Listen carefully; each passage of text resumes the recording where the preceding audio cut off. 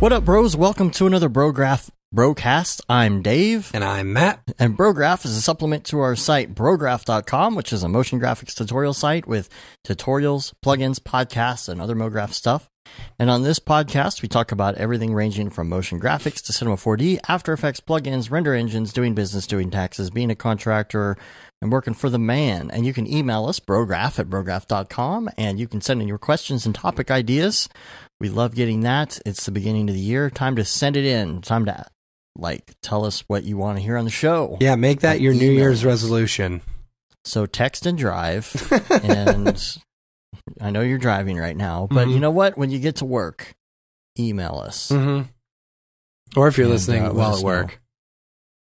Sorry, I interrupted earlier. Email us. You paused before you went into the spiel, and so I thought you wanted me to mention something about how sick I have been over the past week.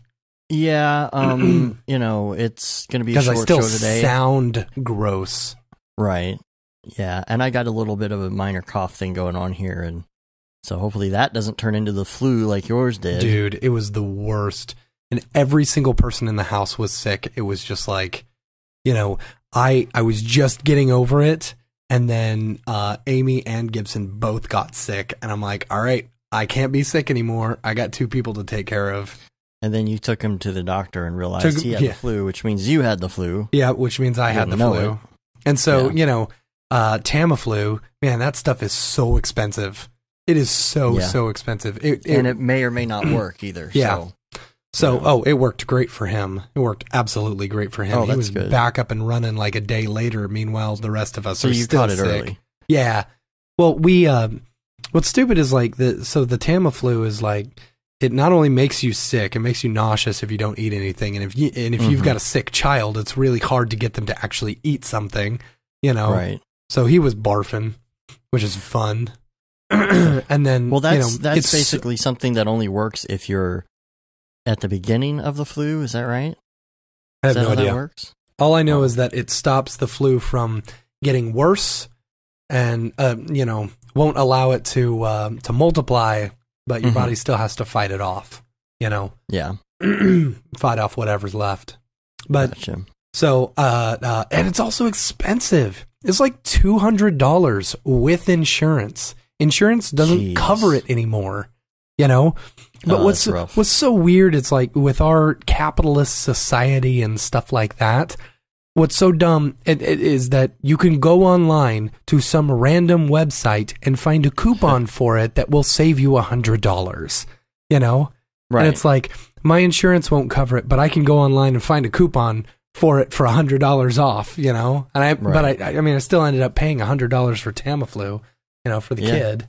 But it worked great. Yeah, it's pretty amazing how that works. My my prescription for blood thinners, it's a $600 a month prescription. That's ridiculous.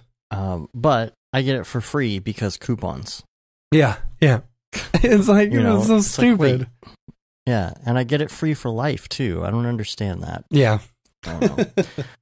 So short show today, as always, as we say every time, maybe recovering. That's what we always say. It's just tradition now. We just have to say that all the time. Doesn't matter. That and the limited edition Gate and D Simone shirt. Right, exactly. So big week for David Ariev. Yeah. Everything's coming up Ariev. Yeah. What happened with that, David? I forgot. Well, first of all, this kind of all happened on the same day. First Sorry, of all, David. he released a new tutorial, and so that was good. And then he released he put out his Dead Mouse race, kind of like the Mario Kart-ish race thing. But Joel retweeted it, so it had some crazy amount of views. I don't remember what it was, like 30,000 views or something. Last time I saw it was 40,000, and that was a couple of days ago. So he put all that stuff out, and then this poll, somebody posted this poll on the Facebook Octane group, And let me pull it up here. It said, how should David Ariev be rewarded by Otoy for his amazing tutorial contribution? Number one on there, of course, is lifetime free Octane updates. That had 119 votes. Mm-hmm.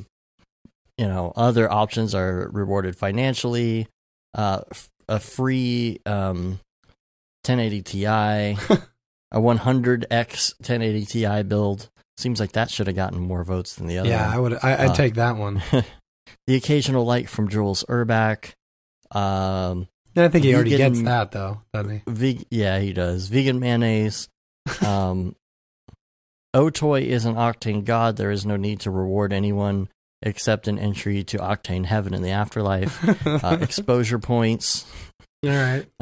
Pat on the head. Free all expense paid trip. Free circuit ride in a McLaren, and it goes on. That's funny. The ability to run Octane corporate. Anyway, Jules actually commented on this thread and say, "Hey, hit me up" or something like that. So that's pretty cool.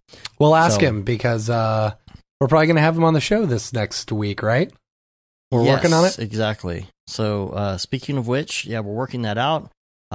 So just to come on, he's going to come on. He's going to talk about basically kind of the roadmap for 2018. So we have a lot of stuff we want to talk about. If you have any particular questions that you want us to ask Jules, this would be the time to send them in. Brograph at brograph.com. Let us know, what you want us to ask specifically. For example, we do have this email here from, got to pull it up here, from Matt Spaeth. I think that's how you say that. Sorry if I got it wrong. I usually do. Hey bros, I got to say, Jules did a Jules did a crap job of presenting the benefits of render tokens well on the show. Although I thought he did a good job with it, but yeah, I think he did a good job. My biggest beef is that I don't know enough about like cryptocurrency and stuff like that. Right. We'll get into that later. He said, if I had known the earning potential of using my GPUs on the network, I would have bought into the first token sale. $68 a day per 1080 Ti is certainly ear-perking. That's $478 a day with 7 1080 Ti's. And he linked to a tweet here from Jules, and he said, at those rates, many of our multi-GPU render rigs could be pulling day rates without having to deal with clients. I thought you could only use render tokens to buy render time, but they are going to be traded on exchanges so you can sell them for US dollars and other cryptocurrency, which I swore I asked that question, and he said no. No, from what here's, like I said, I didn't know enough about cryptocurrency when it came out to really know what the benefits and everything. I feel like it wasn't until after that interview that we had with him that I started understanding a bit more about how this could be positive and stuff like that, I don't know. Well, he says if you didn't get in on the first sale, you have to wait until Q4 to render on the network. There is another token sale coming up soon, but from everything I've seen, buying in this round doesn't grant access to the beta. In Q4, the entire mining community is going to flood in, and there will be much more competition on the network. Maybe you can work out a deal with Jules to give Brograph listeners some beta access love later, bros. We bought in to we got some render tokens, right? Yeah, a little bit. So, I mean, I swear we asked that thing about exchanging it for money, but I think I don't know. I knew you could. I swore I asked that, and he said because the whole point is you're letting people use your GPUs to render stuff, and through that you're getting basically ether, right? Or ethereal render tokens, which can be exchanged, for ether, or it's on the Ethereum network, so you can exchange that for whatever dollar they set it as. Explain. Cryptocurrency can be exchanged for goods and services. That's funny. So again, this is a really good time. Like if something's really confusing to you in this world of render tokens. If you want to know a specific thing about Octane, this is the time to get in your emails because it will be read and it will be asked directly. So take this opportunity and think about a question you may have and send it to us. Yeah. So we're going to talk about that. We're going to talk about 3.07, 3.08. I'm sure we'll be talking about 3.09 and 4, maybe OSL. Can you think of anything else we might be? I don't know. I was actually thinking about it. AI stuff. Yeah, the AI denoiser. Yeah. That'll be fun. I was thinking about it just yesterday, because we finally got 3.08 out, which has the OSL stuff in it. Really, the only big thing that they were missing on their whole roadmap that they were talking about was AMD support. And from the way I understand it, it's just not going to happen because AMD, they've got a build of it, but with the way AMD updates their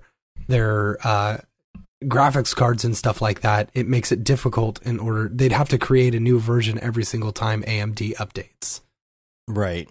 Oh, and I have to mention, too, that if you're listening to this, hopefully you're listening in the next couple days because we're going to do this interview on Wednesday or Thursday. Yes. We're going to do it early.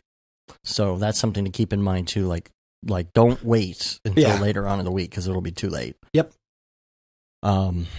So I would say end of day Wednesday is probably the latest that you want to get that in. Because we're going to be doing the recording late at night, either on Wednesday or Thursday. Yep. So, straight up. Yes. So,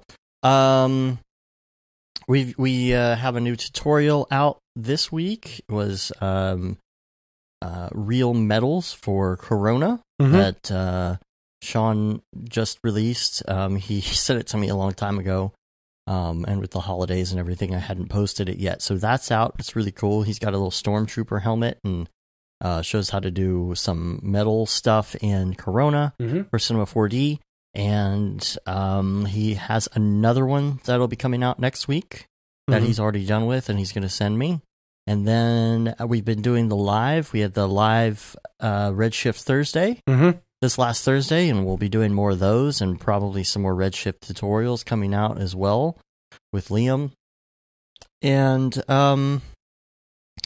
so that's that. The X Particles Challenge is now over. I feel kind of bad about this. I feel like we probably should really have this. I think we might have mentioned it once, and I'm sorry. We should have been pushing it a little bit more because we were actually a sponsor of it.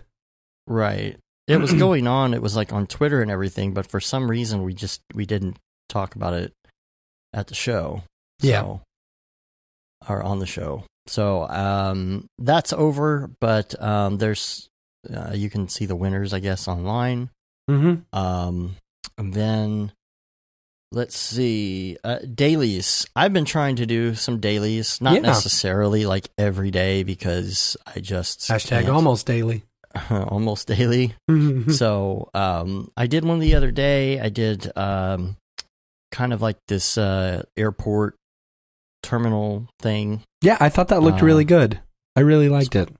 I was just playing with some polygon textures that I was looking at and I liked, and I was like, I'll try these out, just mess with them a little bit. And it's, polygon textures, it's like they're not made specifically for Octane, so you have to know where to plug in the different channels, things like that. But, can you enlighten us and kind of can you tell us where everything goes? It's always confusing to me. I would say most of it is self-explanatory, but there are a couple different things that are not. Color is or diffuse is obvious. Let me open up normals is obvious. But I always get like you have an reflection alpha and glossy or something like that. I always get those confused. Right. Okay, reflection would be specular. Okay, like specular reflections, right? And then glossy would be your roughness. Because if you're looking at something and you're saying, okay, how glossy is this? That would be the roughness. Because if something's super rough, it's not glossy. But if you bring it up to 0, it's glossy. At least that's what I read when I was looking it up initially. Yeah. And then alpha masks, some of them have alpha masks and AO, which you probably wouldn't use in most situations. Let's see. It usually comes with 2 displacements, and usually one of them's like 8-bit and 116. Usually 4 to 8K, somewhere in there. So I was using that, and I was adjusting that a little bit and messing with the displacement, because I felt like, I feel like subtle displacement is better. I feel like sometimes people like to crank the displacement for, just to prove that they're using displacement, right. I guess. Yeah. Where it's like if you took a picture of something in real life, you really wouldn't see that much displacement. Right. So I almost feel like being a little more subtle with it is better. And then you've got normals. On one of them in particular, I was working on, the normals really helped in the blue tiles, because it really helped it. It really helped it to be convincing as far as the reflections, because I had like a big red bar that was kind of reflecting in the middle, and it was very straight and plain, and once I added those normals, it really helped. I think that's it. Did I forget any other channels? Reflections, normals, gloss.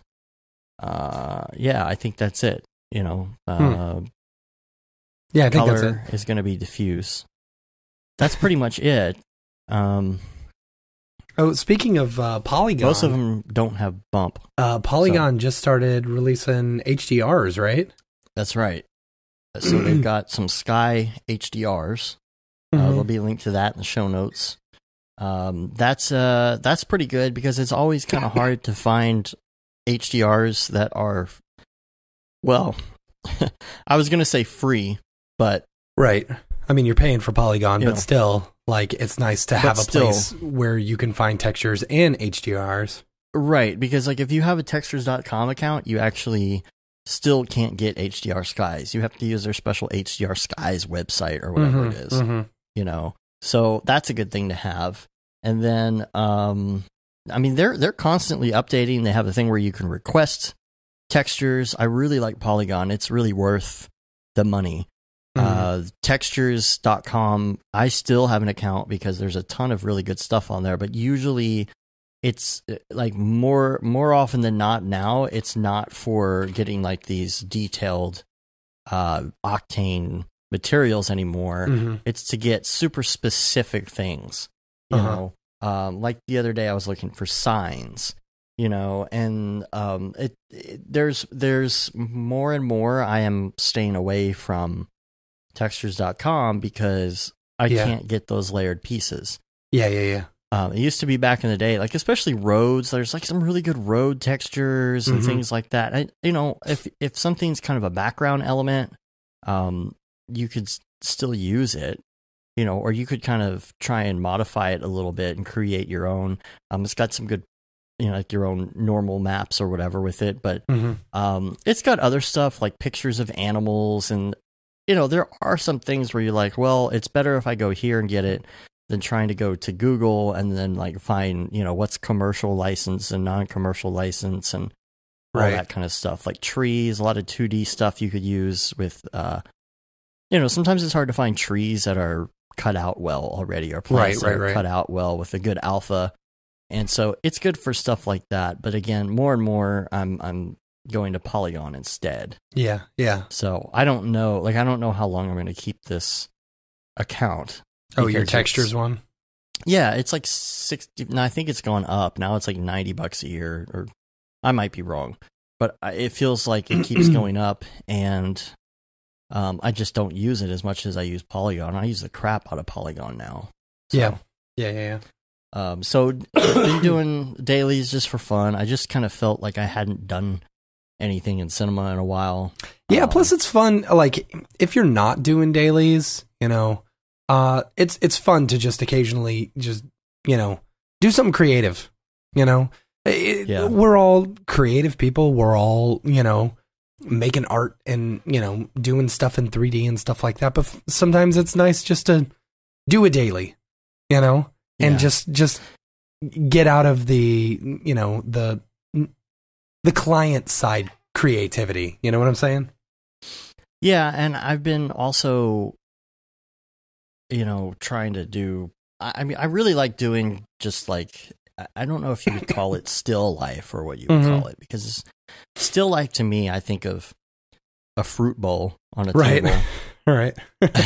But I've just been kind of looking at different pieces of art and photos and stuff and trying to get some ideas for some things. And, I just wanted to try a couple things. And I did one yesterday that was kind of a snowy scene. Mm-hmm. Yeah. It was like airport terminal pull-up type thing where there were some arches and stuff and a bunch of snow. And I've been like totally like Instagramming the crap out of it. Just trying to go that route, like speed model, like not trying to get too so detailed that I spend like days and days and days working on it. Like trying to see, okay, what could I do that's kind of stylized and Instagram it and it looks real, even though I didn't like go in there and spend a week on the textures. Right. Yeah. Because I'm just kind of messing around and playing with things, and I get kind of bored as well. Like when we had Cornelius on the show, he's talking about working on that one scene for months and months and never stopped. You get bored with the scene sometimes, I think. Yeah. And so it's like, okay, I just want to mess with this. And, sometimes you might get a scene that you're really into. Yeah. And you just want to finish it off. You're like, okay, I'm going to come back to this. Like, I really like the snow scene I did. I would like to go back and do like a clear daytime shot instead. And then like texture the crap out of it. Yeah. But where I was last night, I was like, okay, I got about 3 hours left and I'm going to go to bed, and I'm just kind of making a daily, and so I'll do something more detailed and crazy with it later if I feel like it. Yeah. So that's kind of been where I'm at lately. I've got another one that I want to do with some octane scatter, maybe sometime this week if I have time, something a little bit different. So I'm going to try that. I'm just experimenting, just trying to get more stuff out there for 2018, just in general.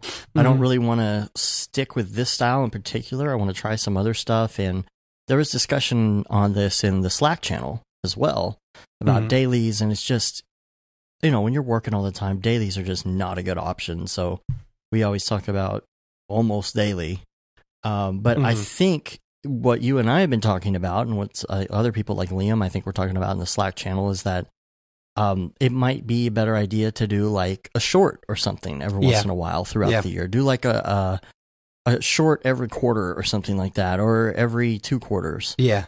And put something out there instead of doing these dailies, because sometimes you just can't when you're trying to earn a living. Yeah. It was, and it's nice to have, I don't know, it's nice to have a bigger, people will produce dailies. It's almost like the market is flooded with dailies every day, And while it's nice to see a lot of the same stuff, like some of these renders, like I've got one person in particular, I won't say who, that I follow on Instagram. Every single one of their renders looks exactly the same, Right. And it's cool. It's very cool work, but it all looks the same. And sometimes it's really nice to be able to focus on a short or something, or some sort of personal project, to where it's like you are, I don't know, like you've almost got like a bigger picture in mind. And I feel like those have a lot more impact than just one standard daily. Right. I don't know. Thoughts?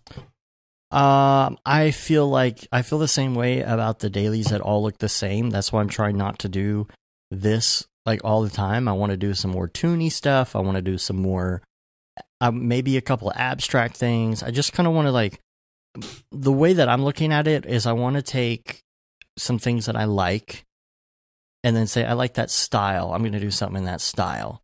I don't want to create garbage geometry and a person walks. Dude, somebody on the Facebook Octane group went on a rant the other day about, if I see one more render with a subject walking away from the camera, I'm going to scream. Well, kind of something you have to do for scale is put a person in your render, for scale. Sometimes I get that. It's, you know, and I think David actually kind of chimed in a little bit. He's like, dude, people are just like emulating styles. There's nothing wrong with emulating styles. But it's, again, we've had this discussion in different ways, shapes, and forms over the years. It's just like, if you're gonna Instagram, don't do it for the Instagram likes. It's because it amounts to the theoretical dollars on South Park. What are you gonna do? Okay, you've got 15,000 Instagram followers. They are your followers because they like to see your garbage geometry every day. Like, how is that helping you make a living, though? Yeah. How many of those people are gonna hire you? So I understand getting an audience. I get that part of it, but then what? You know? Well, I mean, then you get hired by big, you know, corporations to create a daily for them over the weekend and say, maybe so and so company loves, you know, caring about artists. Blah blah blah. Yeah, I mean, maybe Beeple does, but yeah. I know a couple go other look artists. At some of these. I know one artist in particular who said no to that. So shout out to him. Well, look at these dailies, and I don't think I think a handful of people that are very unique will actually get work out of it. Like, you know, like Beeple. I don't think that your run of the mill garbage geometry person in a shot with some geometry and an Instagram filter every day for like 2 years is good. And because here's the thing, you go on there and then you see how many hashtags are on there. And I tried it. I did like the crap load of like 20 hashtags and that's it. And you wouldn't believe we got like 90 something likes on it because I put all those hashtags in there. Yeah. But again, okay, we got some followers and whatnot, but don't expect me to be doing the same thing every single day. But if you go in and you look at those hashtags, right, and then you find other people using those hashtags and you add all of them onto your Instagram, you're going through the feed, and the whole point is that you want to be able to, you want someone else to be scrolling through that Instagram feed, right? And they get to something, they're like, oh, that's definitely Beeple. You know what I mean? Or, oh, that's definitely Smearballs. Or, that's definitely space David Ariev. You know what I mean? You don't want people to be like going through their feed and it's just, oh, generic garbage render, shiny balls, shiny spheres. A little bit of terrain with a cube on it. And you just kind of go through and you're like, this could be anybody's render. You want to be recognizable. I think you do. I don't feel personally like I have a style myself. I feel like I've tried a little bit of everything and I don't have a particular style, but I don't want all my stuff to look exactly the same. But I feel like it doesn't. I feel like I've worked in many genres. Yeah. And I feel like that's key. So that's why I'm going to try and like pick these different genres and try and do stuff. We've done like the Christmas card thing. I've done a lot of. I was just thinking it's really hard to. We may have a genre, we just don't realize it because it's not like you or I could take one of our work and say, oh yeah, that's definitely me. Well, I mean, like when I did the SIGGRAPH intro. That's definitely different than that is definitely the stuff different. I posted. Yeah, everyone thought that was EJ.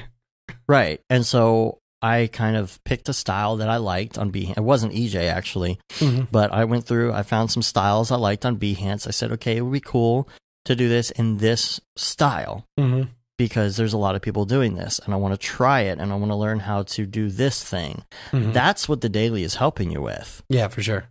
If you're just doing, again, we've beat this to death. You're doing the same thing every day, you're not going to get any better. So it's a challenge. I wanted to do this scene and make it look kind of dreary and foggy and snowy because I haven't done a lot of fog. Yeah. And I wanted to see if I could get that to work right. And it was challenging because fog is noisy and there's a lot of crashiness that goes on when you start adding these crazy layers of environment fog and fog volumes and displacement and all this stuff going on, and you know, your cards are trying to keep up and whatnot. And, yeah. So I wanted to go down that route. It gets a little more like CPU rendering at that point because it's harder for you to see the results of what you're doing as often, you know. So there was that, and then, you know, how does light react within the fog, and how do I change my absorption or my density, and how does that affect the scene, and how does it affect lights? Are you doing any Are you doing any whatchamacallit, time lapse or anything? I've done some screenshots, but I'm on PC now, so I don't have that time lapse software. You need I need to find something like that. We got Camtasia. Yeah, but that just constantly records. No, you can. I think you can set it to be a certain frame rate. I don't know. Oh, really? Yeah, I don't know. Because that something Ninja or whatever it was so great because it was just for that, and it was just, you know, record Photoshop, After Effects, Cinema 4D, and if I'm not in any of those programs, pause. You know, or if my mouse doesn't move for 5 minutes, pause. Yeah. So you don't screw up the time lapse. And don't show anything else on my desktop. Don't show any of my menus that aren't related. You know, it's kind of cool. And you can say, I want every 30 minutes to be 30 seconds or, you know, that kind of thing.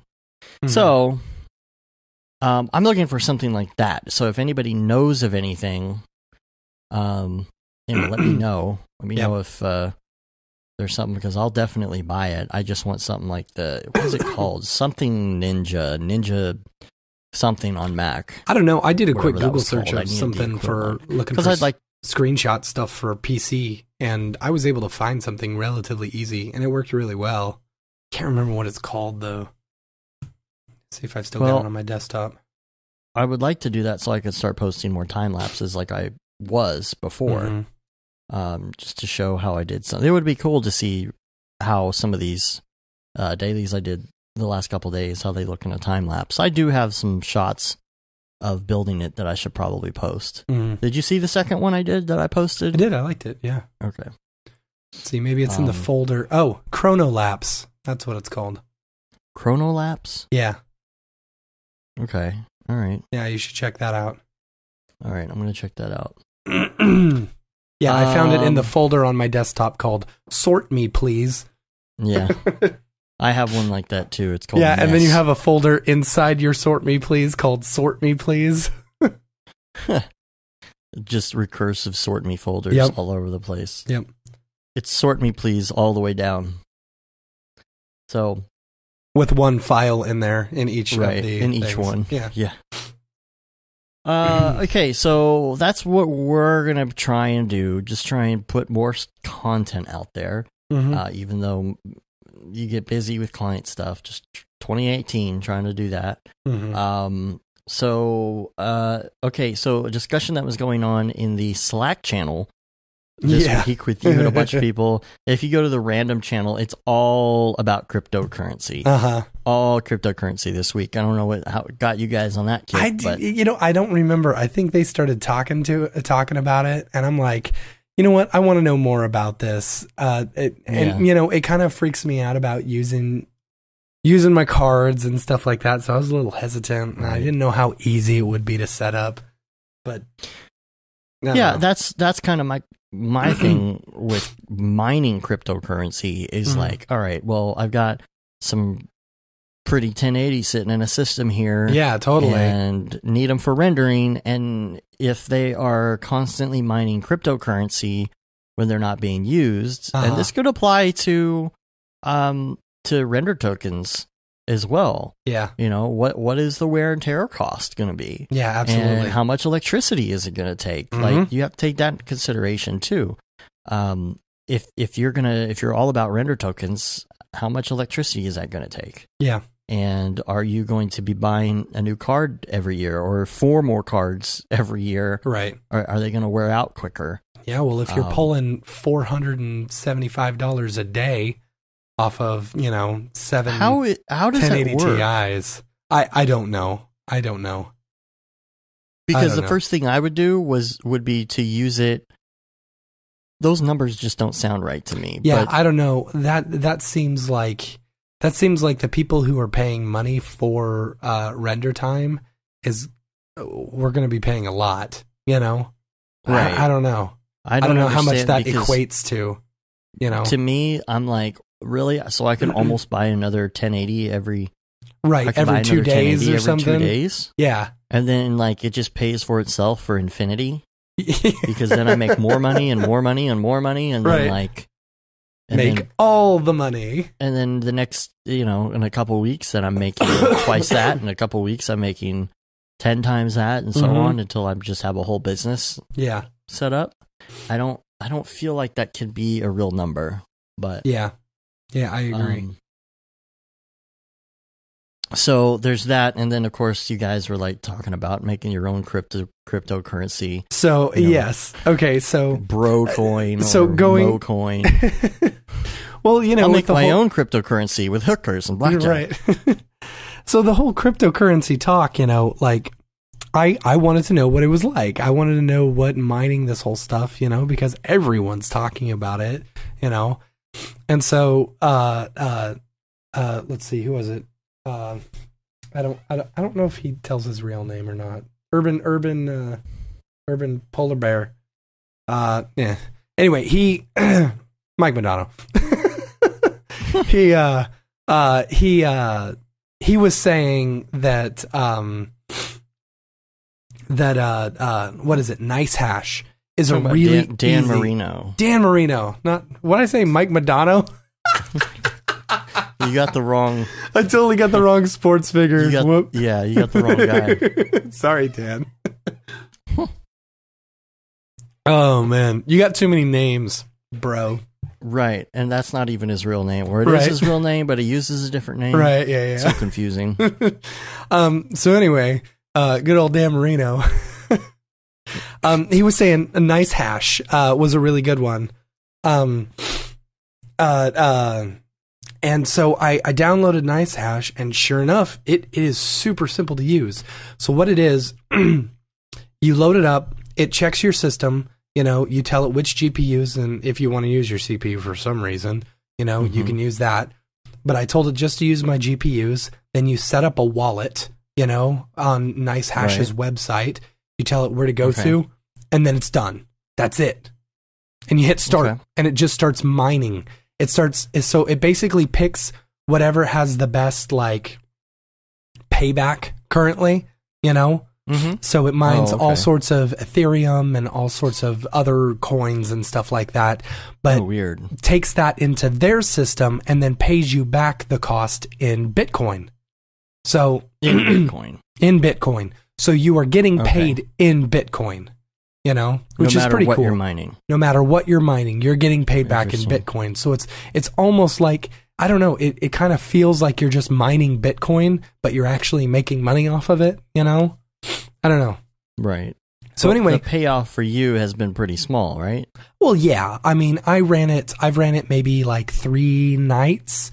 And then I let my computer take a break for a couple hours and stuff. And then if I run out to go run some errands, I'll set it to start going and stuff. But I've also got my EVGA system set up to where it's not letting it go above 80 degrees. 80 degrees. So that it's actually not like, it doesn't get hot in my office, and it doesn't like sound like my computer's about to explode like it normally does when I'm rendering really high, you know, intense scenes and stuff like that. I wonder why it's not. That's what probably I don't quite because understand. I think it's because the EVGA thing is like keeping it all cool and like bringing down the power whenever it needs to, you know? I mean, that's what it should be doing with rendering. So I don't understand the difference. You know what? I may not have the I may not even think about having the EVGA thing up when I'm rendering. That might be it. I'm just more, you know, I'm more complacent whenever I'm rendering. You know, I'm more attentive whenever I'm using it for something stupid like Bitcoin. So I've been just turning it on, you know, every night, and you know, I don't know, it's kind of cool. I'm up to like almost $25 in Bitcoin, which you know, wow, just for doing nothing, you know. Well, thanks for pointing that out, Michael Jordan. I mean, wait, what's his name? What? Dan Marino? I mean, Emmett Smith, right? Emmett Smith. Troy Aikman. Yeah. We love you, Dan Marino. Bo Jackson. Bo knows. Bo knows GPU. So anyway, going on to this, now that like I'm like, okay, this is cool. We are making this big long joke about like, oh man, we need to make our own cryptocurrency to where people can buy stuff on our site, plugins and stuff using, it started off as Brocoin, and I was like, nah, let's not do Brocoin. We already get enough crap because of the Bro name. This is our chance to actually not make that mistake again. So it's like, what if we did like MoCoin, like MoGraph coin, and then who was it? It was Raid Zero said Groin Coin. Groin Coin. And then, oh man, that made me laugh. But anyway, there's actually so the funny thing is there's already a Bro coin and there is already a Groin coin. That's funny. So, but the thing about making your own cryptocurrency is it's like super easy to create your own cryptocurrency. You just go onto the Ethereum network and basically create one and say, okay, I own this many cryptocurrencies and it's worth this much. You give it an arbitrary dollar amount, and then you can give away your cryptocurrency or whatever, which I think is basically what Otoy is doing with their cryptocurrency. Yeah, but they're creating an exchange. What do you exchange? Like, how does the exchange work? People can just buy it. You put it up on the Ethereum network, and people can just buy it. See, I'm still for whatever arbitrary dollar amount that you set when you set it up. I feel like one of those old people now. I know, right? This is totally what I understand the cryptocurrencies. I know, and it's so stupid. Like it really, and like going through this and figuring out, I could totally see why people think it's just going to crash and burn, because we are all giving this money, this fake money, an arbitrary, cost and like, worth. And like, eventually people are going to be like, why are we doing this? This is dumb. I'm just going to sell it off before it all, goes to crap. And then it's all going to go to crap, and my $25 in Bitcoin won't be worth anything. Oh man, I don't know where this stuff is going. The thing is, I'm a little down because I thought about mining Bitcoin, like when I first heard about it years ago. Yeah, I know. And I was like, oh, I should try this, and I think I figured out that I would have some crazy number. Like at this point, I would have had. Hey, like, remember when we were working together at the old advertising agency, and I kept on making the joke that I was going to start mining Dogecoin, and you guys were like, "Oh, you're so stupid. You don't need Dogecoin, blah blah blah." And sure enough, look at Dogecoin now. Dogecoin is worth like what? Yeah, like, somebody on the Slack channel was talking about that they mine Dogecoin. Yeah, they have some crazy amount of money now. He wasn't mining it. He was investing in Dogecoin. He was trading Dogecoin, and now he's up to like 6 figures. That's freaking crazy. God. But that's the problem. You can't pull it out. Anyway, I don't know. Yeah, I don't know. Anyway, so like, but so the big thing is like, I was like thinking, okay, well, I don't really want to create just an arbitrary cryptocurrency, right? Right. Like if people are going to buy MoCoin, I want them to mine it using their GPUs, because that's the whole point of this, is because we have GPUs. We are MoGraphers, we are GPU people. We should be mining it with our GPUs, That's the fun part, It's not fun to just go and buy a stupid arbitrary, MoCoin, because it doesn't mean anything. I want people to work for it. There's probably people that know about cryptocurrency that are screaming at the radio right now. I know. Sorry. Anyway. It's just funny. But anyway, so like apparently there's a big difference between just creating a coin on the Ethereum network and then creating a cryptocurrency that you have to actually mine. And it's all so stupid and confusing. But anyway. So if there's anyone who knows about mining stuff and creating a cryptocurrency that you can mine, hit me up, because I want to make MoCoin. Anyway. Oh, well, that was fun. Oh, you're gonna also build a new PC soon, is that right? Yes. Your old Mac. Okay, so I've been kind of figuring out what I want to do with my old Mac Pro, because it's kind of, it's hit the end of its life, especially with Apple not allowing me to upgrade it to High Sierra and stuff like that. Yeah. And the latest one I can do is 10.11 or whatever, 0.6. Sorry.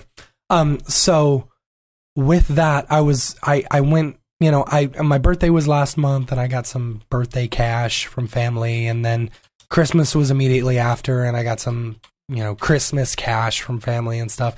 And I just kind of had that sitting aside, and I was only thinking it was like $300. I went to count it the other day, and it was like $600 or $700. And I was like, oh, okay, well, that will get me pretty far, And so I hit up Sage on the Slack, and I was like, hey, what can I get for this? I know this is like a very small amount, but I'm looking for an okay processor. I need a processor, I need some RAM, I need a motherboard, and I need a case, I believe, And so he sent me a list within that amount, and I said, okay, what would you recommend, or what would be one step higher, And so he sent me this list, and it was only like $400 or $500 more.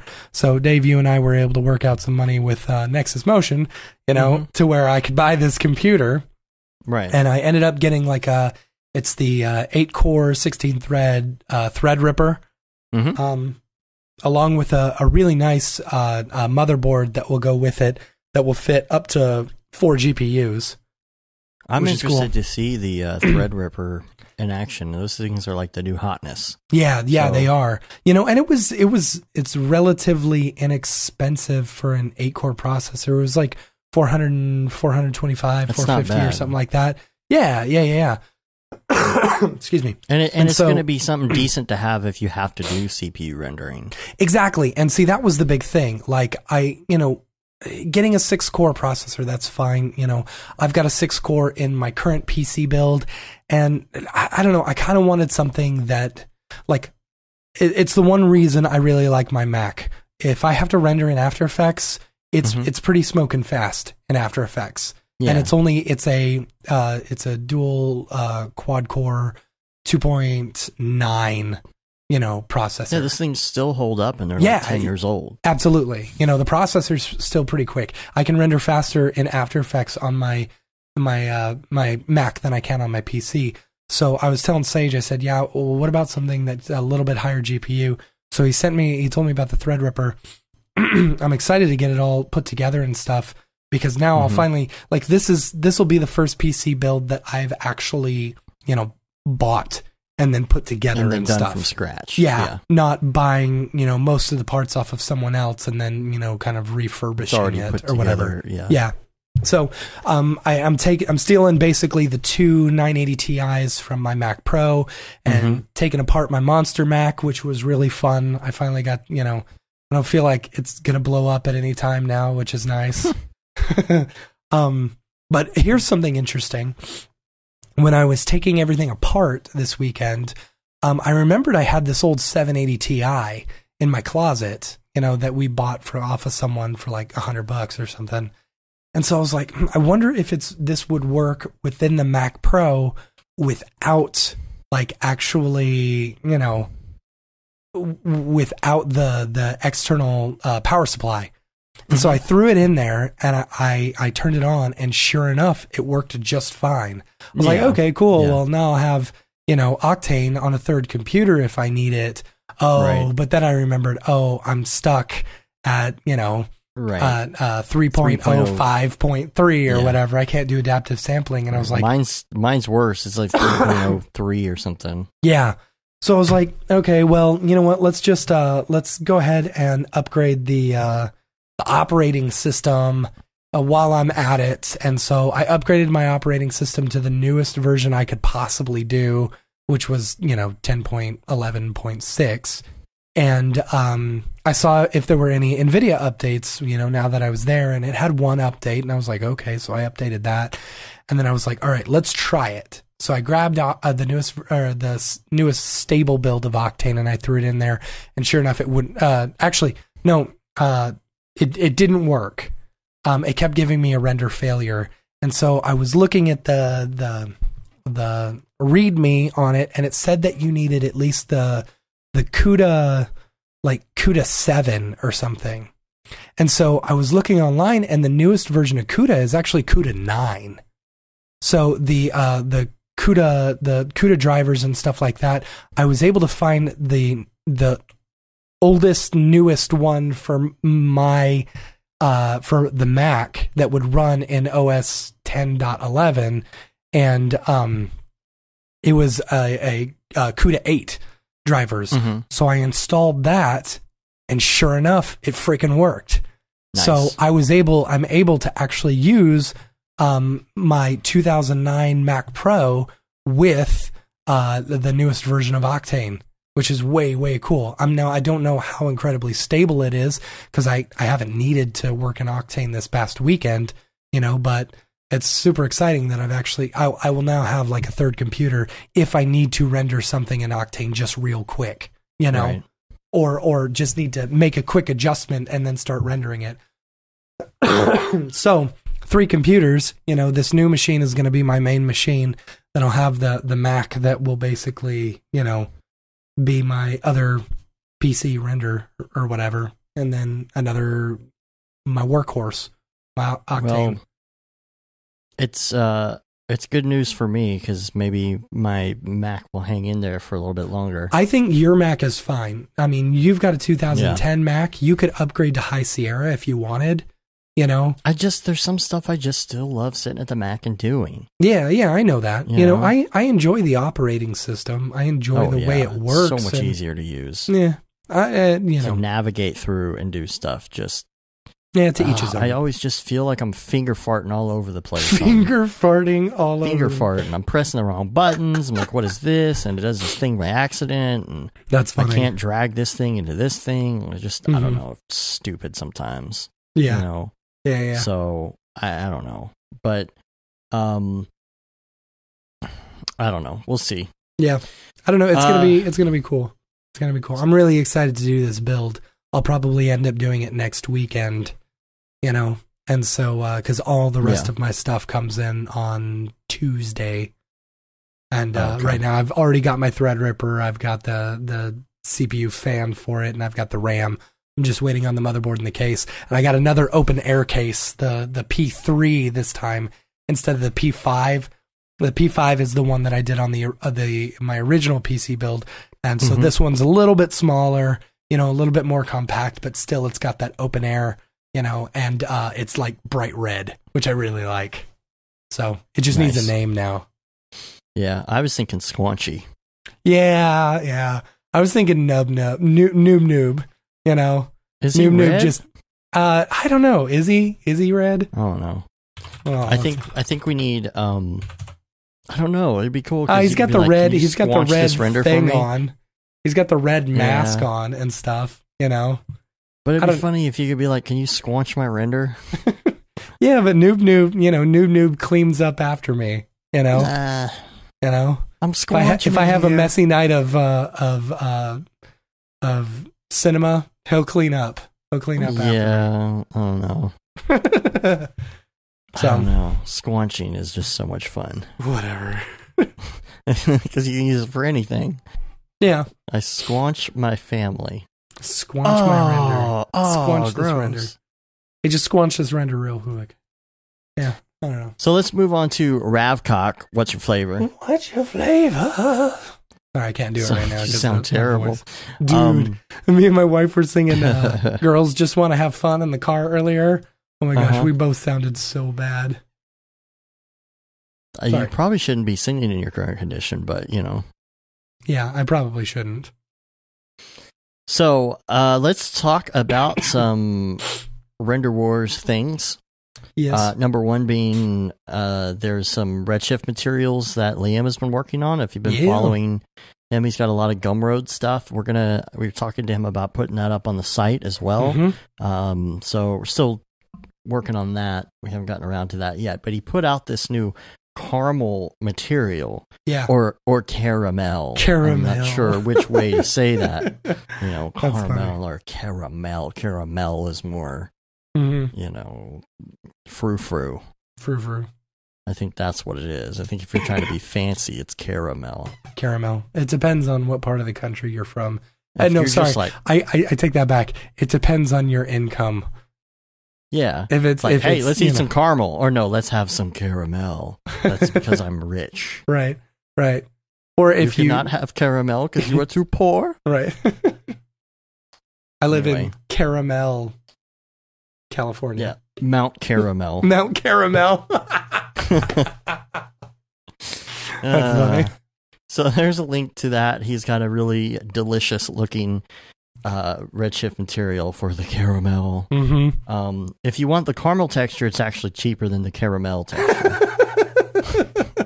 Where's my bell? Hold on. Lost my bell. I don't Dang. have my bell either. Dang. Thought it was around here. So also there's the OSL noise collection. This is another Gumroad. Oh, there you go. Thanks.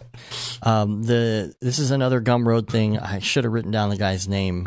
He posted the OSL noise collection. I haven't had a chance to play with OSL yet. Pixel Bucket is the person who put it up there. Okay. I did see this. This is pretty cool. It's a whole bunch of different like cell noise, flow noise, fractal noise, simplex noise, and simplex flow noise. All these different OSL stuff, which is OSL shaders, the noise shaders. It looks pretty cool. It looks very, very cool. Cool. Yeah, I think it's 3.08 that has that, right? Not 3.07? No, 3.08 so I need to install 3.08. But we had some weird issues with network rendering on 3.08, by the way, when we were at Joel's. We did, yeah. We were running into the same issues that we've run into before. Well, no, sorry, David did. David did on his computer. I didn't on mine. I had some issues, too. Okay, well, you two did. I didn't have any problems. Some of the frames looked funky. Yeah. It was really weird, and the stuff wasn't working right, so we kind of went back. So hopefully there's another update to that, but maybe. We just didn't have time to look into it and see if anyone else had the problem because we're like, no, we got to do this now. And it was only a network rendering, so we just put everything back to 3.07 and said, screw it, we'll figure that out later. Yeah. So I need to come back around 3.08 again and check it out because I really want to mess with the OSL stuff. Yeah, the OSL stuff is pretty neat. I haven't There's had other a chance. Stuff too. I was talking with Joel about, so while we were up there, we were wondering if so basically when rendering the cube and stuff like that, I had mentioned to him, I wonder if there was a way in OSL to be able to render out the individual areas. Because what we do is we take that and we stretch it out using corner pin stuff in After Effects. And we were curious. We actually hit up the guys at Otoy asking if there was a way to change that. And I hit him up just a couple days ago, Joel, and he sent me the actual OSL cameras. And I haven't had a chance to open them yet, but I'm excited to see, if that actually is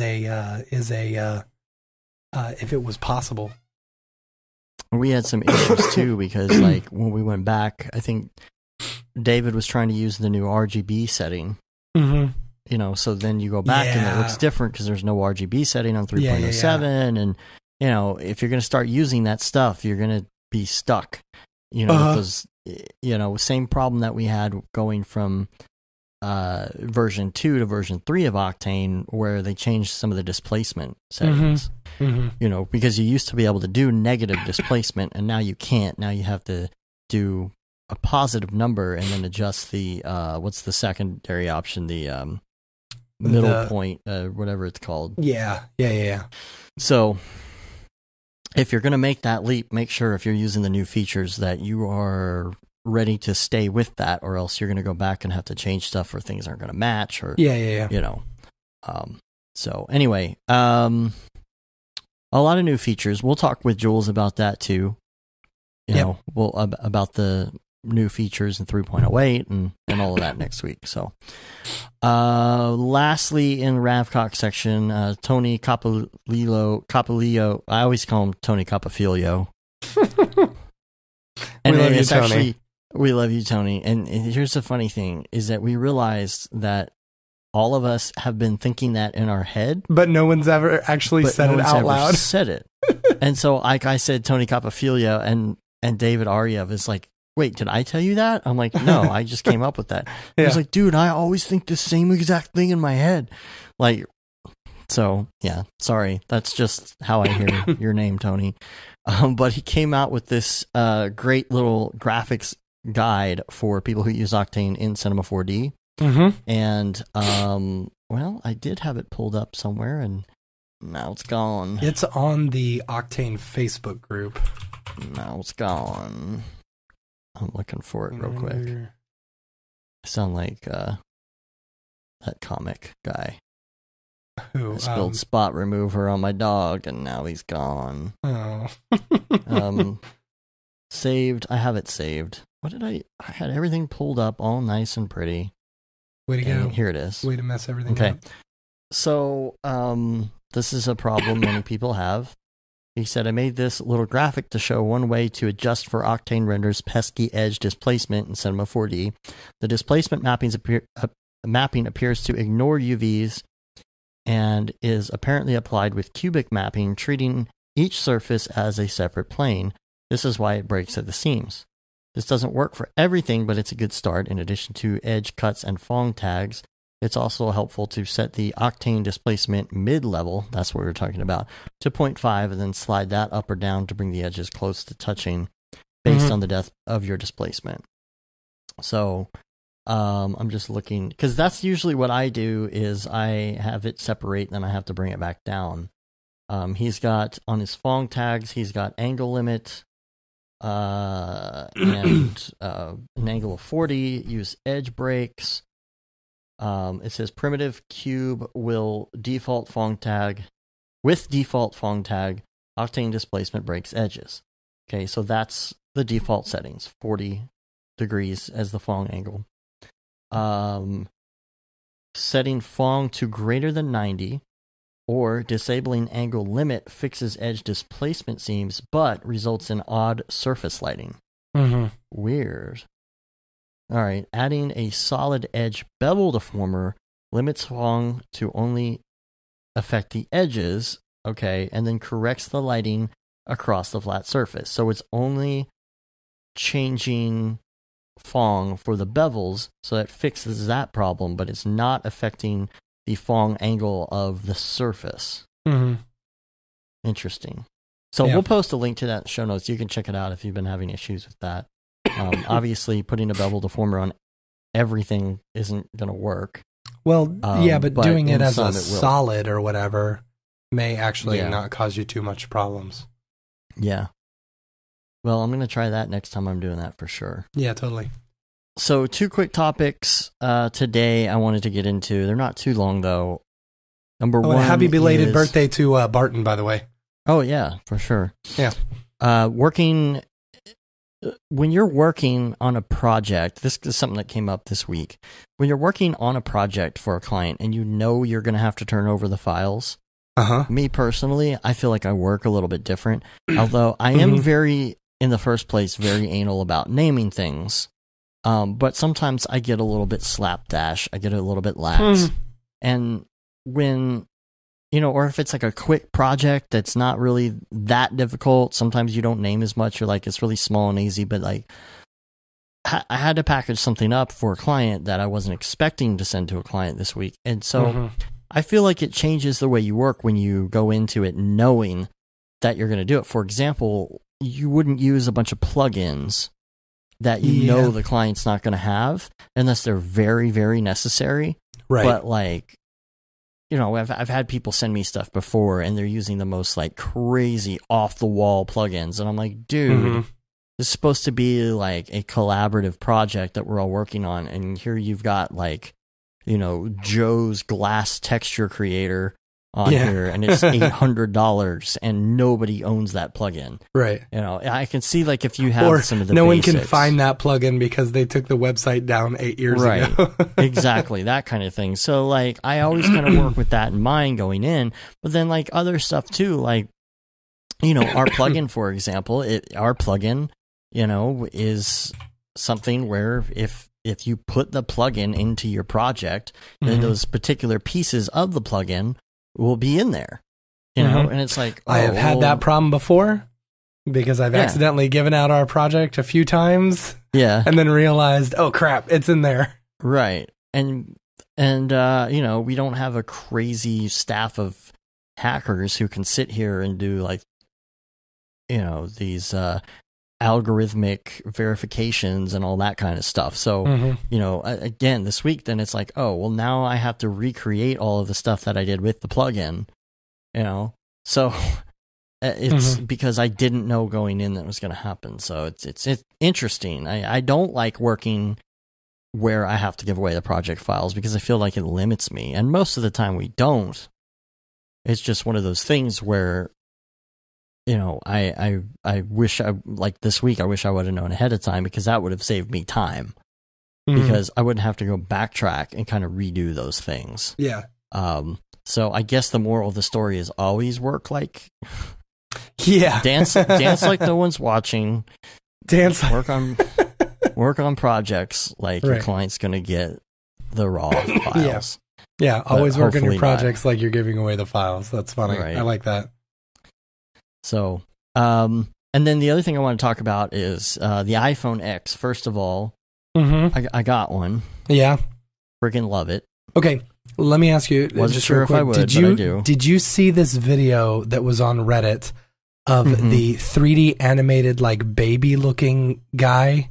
Yes. Where they had the 3D bodysuit and they had a... And that's what I'm bringing up here. Okay, go ahead. Yeah. Go ahead. Yeah, that's what I'm bringing up. It's the link.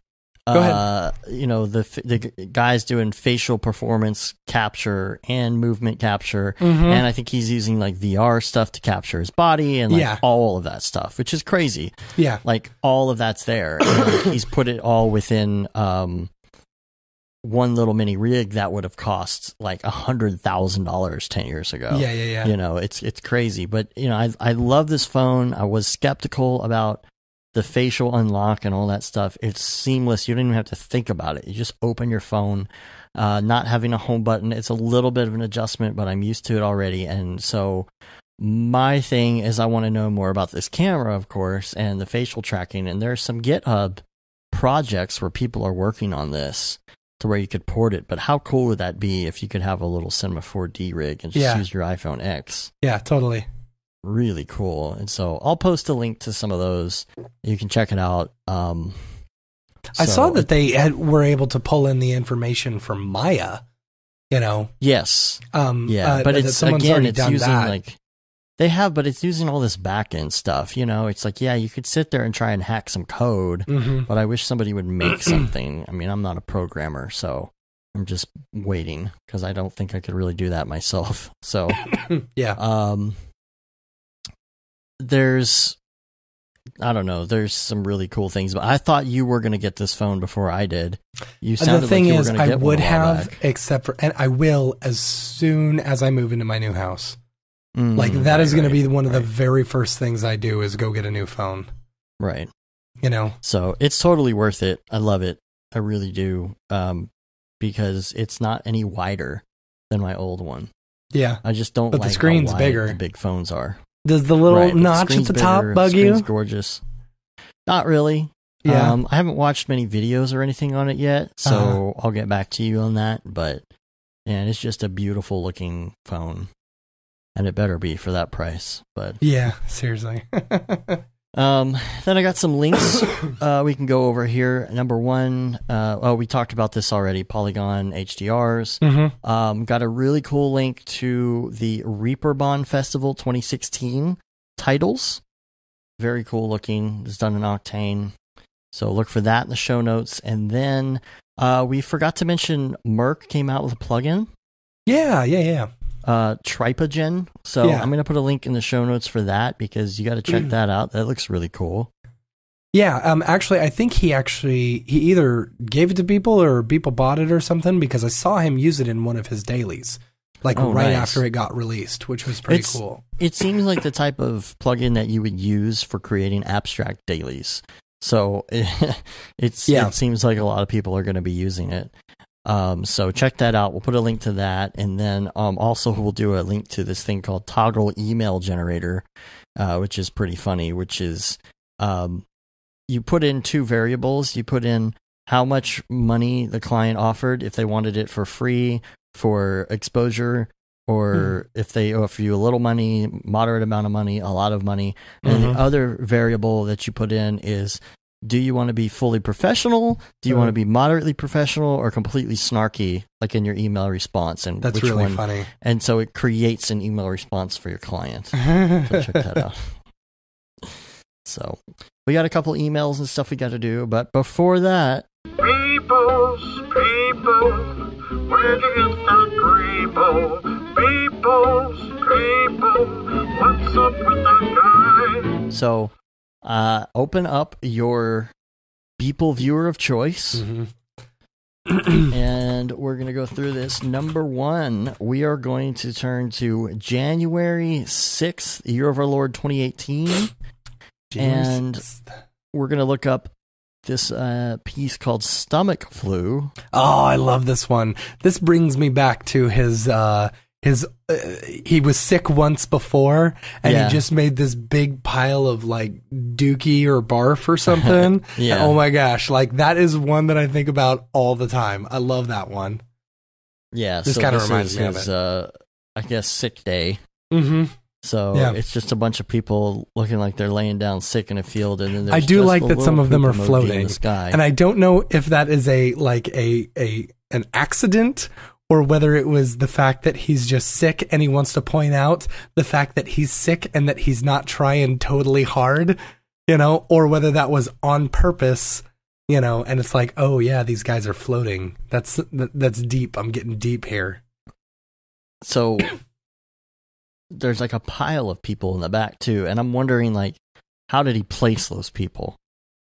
I bet you anything, he just had them like fall into place. Yeah, how did he place his Beeple's people? Did he like throw them all from the sky, or let them land, or did he place them? Were they too far away for you to see any sort of intersections? So he just kind of arbitrarily put them wherever. I don't know. Interesting. It looks like there's a secondary pile in the back. I don't know. I would like to know, because when I was doing my daily this week, I really was like, man, I wish I had some people. Yeah. And a couple of people on the Octane Facebook sent me some links to some like free or cheap ones. I wish I had like a good library, even if I had to pay a couple $100 for it. It'd be worth it just to have like a good library. Yeah, some of the stuff I see is like super expensive, so I don't know. Where'd you get those ones from for the Christmas card? For the Christmas card? Oh, I bought them as like a pack, but still they were pricey for what they were. Yeah. I would have liked to have like I think they were individual buys too. Or maybe they were free. Maybe they were free, but they were still hard to find. And I would just like to have like a full pack. And then there's some sites that offer like a subscription model to get people, all that. I'm just like, okay, whatever. So cool. Let's move on. I gotta say, this past week, like he has done a really, like, the compositions of his work have just gotten so good. Have you noticed that? Yeah. Like, I know he's been working on composition. Like, I don't know if you're going to do any of these days or something, but January 9th and January 11th and January 12th, gosh, I love those. The colors and the compositions are just so good. Anyway, yeah, I'm not doing the 9th, but he did call it pre-multiply. And so I'm guessing that, there's some sort of alpha channels going on in there. I don't know. I don't know. That was really pretty. But January 8th, this is relevant to our show today. Super extraction. Yeah.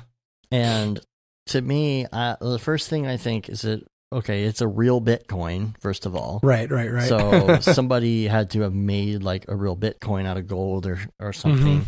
And I think it's extraction because they're pulling the gold out of it. They don't care that it's a Bitcoin. It's just that it was made of gold. And it's huge, of course, because as we know, in this world, there are the little people's people. Right. So, that's what we're dealing with there. Right. And so they are slowly extracting that. and getting the gold out of it. Very cool looking.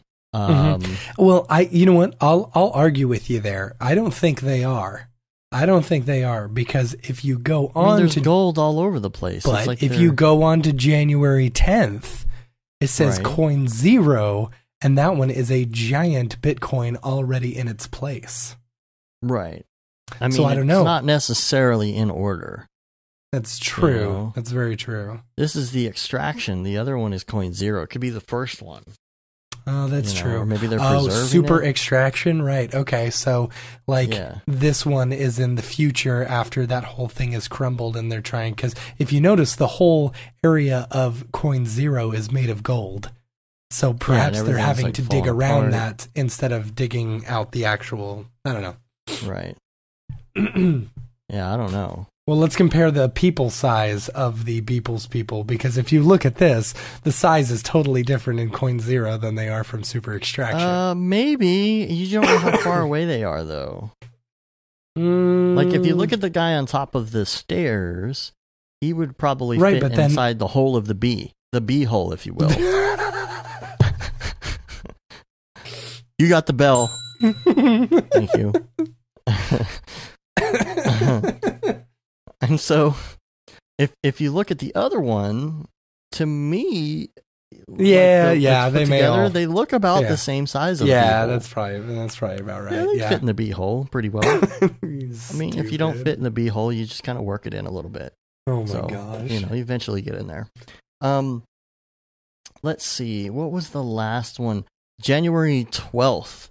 If you go to this one, this is called Purple Napalm. Purple Napalm. I love this one. It's almost got like an Owl City Owl sounding City? name. Oh, okay. Owl City. You know Owl name. City. I mean, I guess. Besides being a complete voice ripoff of Postal Service, but, Owl City. Owl City, he's all weird and cheerful and has weird things like purple napalm and fluffy lollipop butterflies and sugar fountain rainbows in the sky. Is that what it is? I don't know. Now I gotta look them up. Oh, God. Fireflies is one of them. I knew that. Oh, wow, this guy looks like so old. I hate his music. I hate everything is like a fluffy lollipop butterfly. And I'm like, and then he does that weird thing with his voice. Fly. Yeah, that's the sugar fountain rainbow in the sky. So thunderstruck bird with a broken wing. Anyway, can't live with it. God, I hate that music so much. Yeah. God, it makes me rage when I hear it. Yeah. Speed of love. God, just look up his lyrics sometimes and just I wonder if there's one called "Can You?" What is it? Buy me a feeling. What is it? Can I borrow a feeling? Can I borrow a feeling? It's got your picture on it. All right, back to Purple Napalm. I love this one. I love the composition on this. I think it's beautiful. Like, so rule of thirds. I think he's got the thirds broken up really well, focusing mostly on the bottom. It's rule thirds top to bottom. Okay. Yeah, top to bottom. I mean, I guess, and left to right as well. But he does a really, really good job. I love the composition on this. The use of dead space or whatever. Just very, very pretty. Yeah. As far as story goes, I think he's the guy on top of January 10th, guarding the giant Bitcoin. Oh, really? Yeah. You think it's the same guy? Mm-hmm. Interesting. I think so. It's got like a Miss Saigon thing going on too, I feel like. Right. I like the plants too. I like the plants in there. Yeah. Yeah, that does look like it's like at the top of that thing or something. Weird. Yeah. Huh. Cool. All right. Cool. Let's go to real quick. Oh, sorry. Go ahead. Are we doing another one? Do we got one more? No, that's it. Oh, did you see this Mercurial from yesterday or today or something? Yeah, the 13th. I don't know what. So it's got some guy beating up someone else. Yeah. Yeah. I think that's the same like guy who was beating up Santa. The Santa beating up the other Santa. Oh, yes. Yeah. Right? I think so. I could be wrong. But it looks about the same. Yeah. Now, to me, I'm wondering if that was Redshift. I think it might be. I think that's a Redshift one. Yeah. All right, Mike, we need to have you back emails. On. I know, seriously. So for that Beepleception. Oh my gosh, the Beepleception will be so good. So Hans Voigt sent something and said, was asking about Chord software because we did a long time ago something about a tutorial about team rendering between Macs and PCs. Yeah, that was back when team rendering finally came out. Yeah. Well, he mentioned Chord. You know, which Chord will let you basically remote into Windows from a Mac. Oh. And he was talking about, it doesn't run under new Mac and all that. I'm like, dude, just use TeamViewer. And he's like, well, TeamViewer needs an internet connection and the data is stored in the internet, right? I'm like, no, it's just a remote control software. That's all Chord was remote control software. I was just using Chord to get to Team Render on the other Mac, on the PCs that I was running without having like a monitor. So TeamViewer, it pretty much takes the cake now in that aspect. Yeah. So yeah, for sure. And then Dane Picker said, hello, I was just wondering what tutorials you suggest I start with if I'm just beginning to use Cinema with zero experience.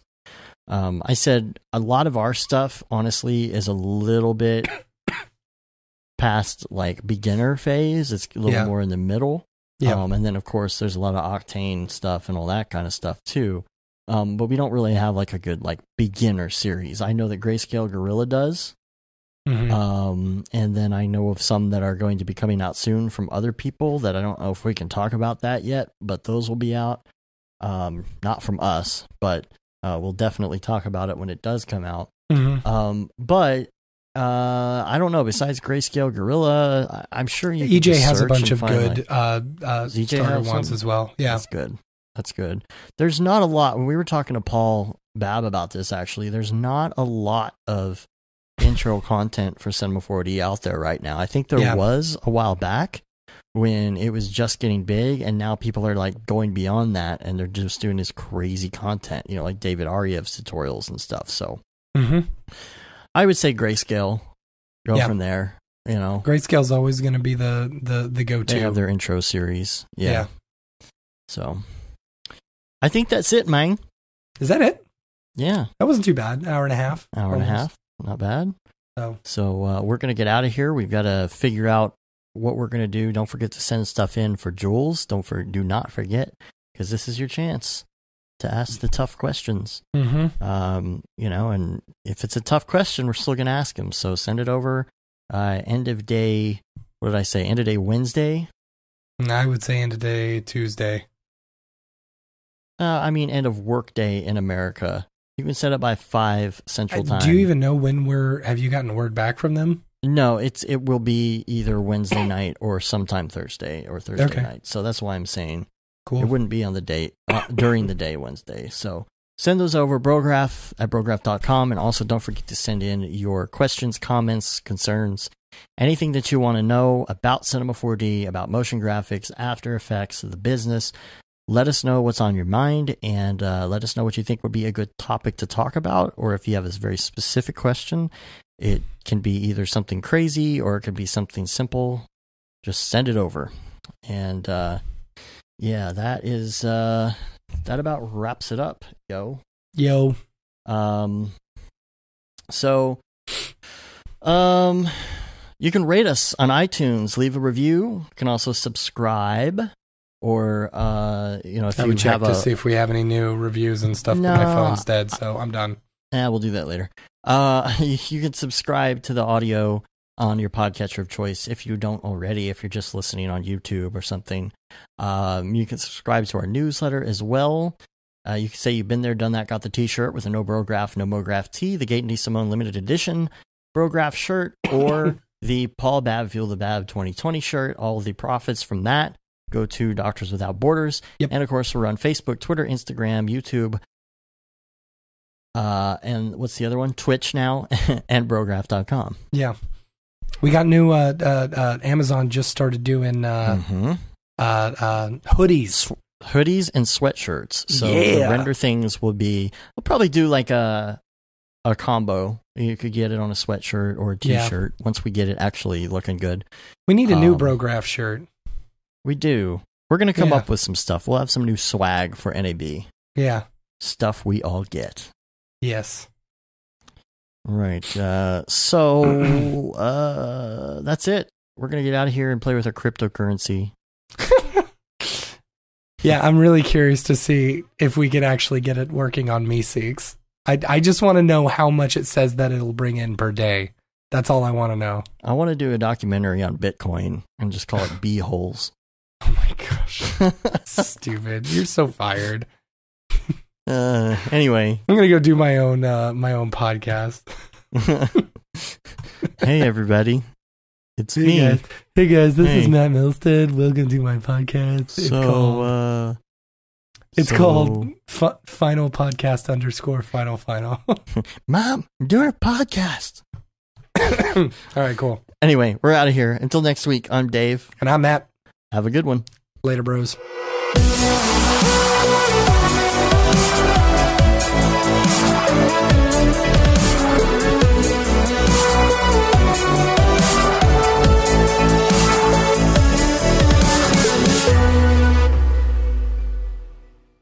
Pretty good, I guess.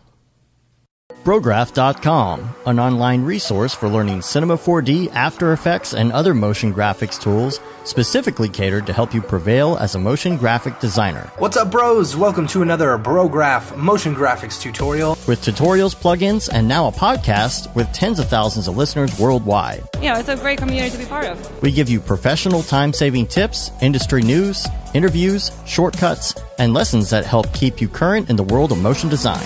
Throw in HDR Studio, take the render settings, pick the HDR, put in a reflection, and gorgeous. I love projects that scare me. When our art director comes to us and asks for something that I had never done before, man, it gets me pumped. Our weekly long-form podcast will give you the latest news, help you in your file management, hardware configuration, and client relations. Learn about the latest render engines, modeling techniques, and workflow integration while staying entertained. Real nice banana. Ah, that's so funny. All right. I'm going to live forever. Our Brograph Talks are a chance to see the way industry leaders from around the globe are changing the face of motion design. Sometimes you got to make stuff that you're not going to put on your reel, and I'm not here to judge.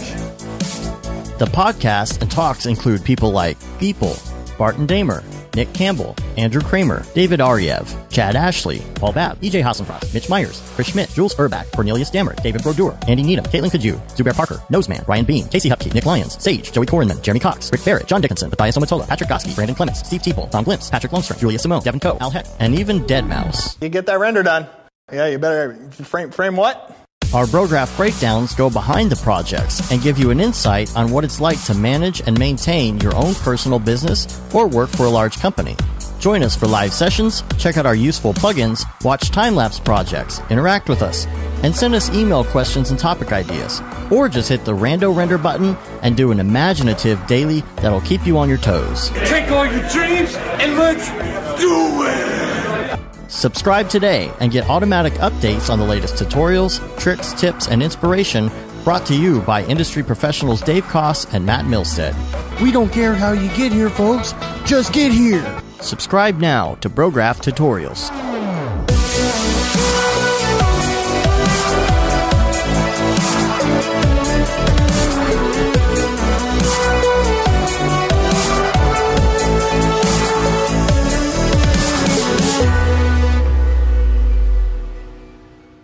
It's pretty good, I guess.